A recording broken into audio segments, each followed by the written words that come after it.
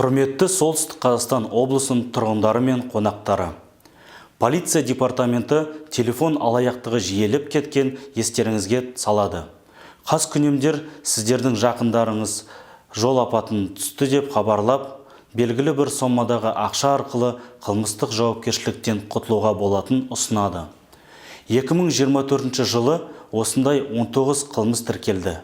Жәбірленушілерге 21 миллион теңгеден астам шығын келтірілді. Ағымдағы жылдың басынан бастап, облыс аумағында аталған схема бойынша 2 факті тіркелді.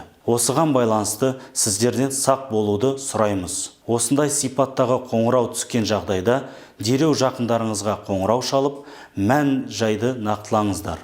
Бұл туралы бірден 102 арнасына хабарлаңыздар. Телефон арқылы хабарланатын әрбір ақпаратты мұқият тексеріңіздер.